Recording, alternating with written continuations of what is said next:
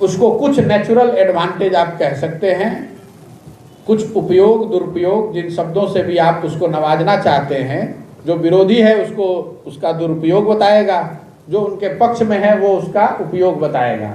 वो बता रहे, जो सत्ता में होता है वो बताता है कि भाई संस्थाएं अपना काम कर रही हैं और स्वतंत्र तरीके से काम कर रही हैं। जो विरोधी होता है वो बताता है कि ये सत्ता में जो बैठे हुए हैं ये उसका दुरुपयोग कर रहे हैं। ये भारत में पहली बार हो रहा है, ऐसी बात भी नहीं है। जो लोग राजनीति को देखते समझते हैं, जो दल भी सत्ता में होता है वो इस तरह की बातों को उस पर आप आरोपित कर सकते हैं, लोग आप बता सकते हैं। उसमें सच्चाई कितनी है, उसको जनता कैसे देखती है, हमें और आपको उसको जनता पर ही छोड़ना पड़ेगा। क्योंकि जो सत्ता में है वो कहेगा कि संस्थाएं अपना काम कर रही हैं, जो विपक्ष में है वो कह रहा है कि भी सत्ता का आप दुरुपयोग कर रहे हैं। तो इसका फाइनल जज जो है इस पूरे की कौन दुरुपयोग कर रहा है सदुपयोग कर रहा है, वो किसी एक व्यक्ति के बजाय हमें जनता पर छोड़ना चाहिए। 20 से 25% इंडिया हर साल वोट करता है।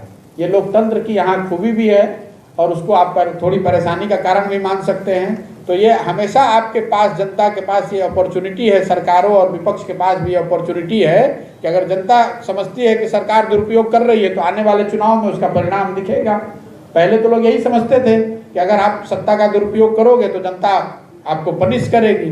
तो हम लोग को इसका जो निर्णय है वो व्यक्तिगत, चाहे मेरी सोच कुछ भी हो, निर्णय आपको जनता पर छोड़ना चाहिए और चुनाव में ये दिखना चाहिए कि जनता मानती है कि इसका दुरुपयोग हो रहा है। अगर जनता मानेगी तो वोट उस हिसाब से होगा। क्या लग रहा है बिहार में भी इस तरह का जैसा महाराष्ट्र में हुआ वैसा हो सकता है? देखिए, महाराष्ट्र एक अलग व्यवस्था है, बिहार में तो महाराष्ट्र से अलग हो गया। जिस दल पे आप दुरुपयोग का इल्जाम लगा रहे हैं या जो दुरुपयोग की बात हो रही है, ये तो उस दल के अगेंस्ट हो गया। यहाँ पर भाजपा को महाराष्ट्र में फायदा हुआ राजनीतिक तौर पे। कुछ लोग ऐसा कह सकते हैं कि वो ईडी सीबीआई वगैरह की मदद से वो हुआ, लेकिन बिहार में तो उनके उलट पड़ गई बात, सत्ता उनके हाथ में थी, वो निकल गई। तो मैं वही बात आप कह रहा, बात को रिपीट करूंगा कि इसको एकदम एक ब्रश से पेंट नहीं कर सकते हैं। जो सत्ता में होता है उसको कुछ बातों का एडवांटेज है, जो सत्ता में नहीं है उसको कुछ बातों का एडवांटेज है।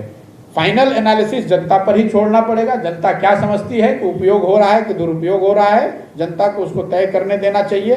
हम आप उस पर कमेंट कर सकते हैं अपना।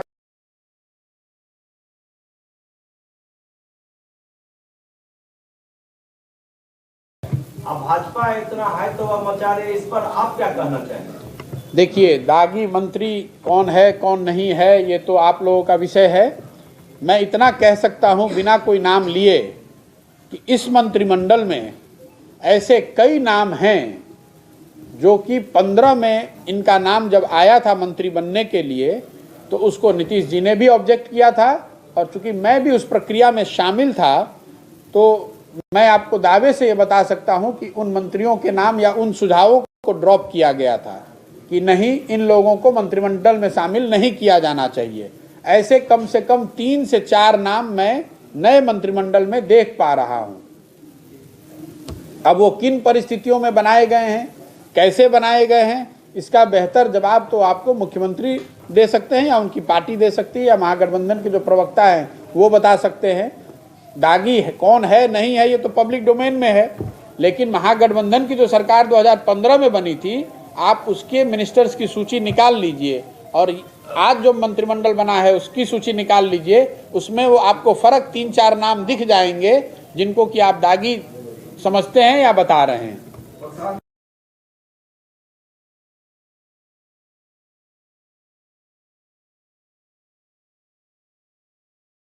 भविष्यवाणी तो मैं कोई भविष्यवाणी करने वाला व्यक्ति नहीं हूं, लेकिन कल मैं जब यहाँ नंदिनी गांव में बातचीत कर रहा था लोगों से, तो वहाँ पर किसी ने ये प्रश्न पूछा कि आप पहले रणनीति बनाते थे और इस तरह का काम करते थे, आपको क्या लगता है ये सरकार कब तक चलेगी?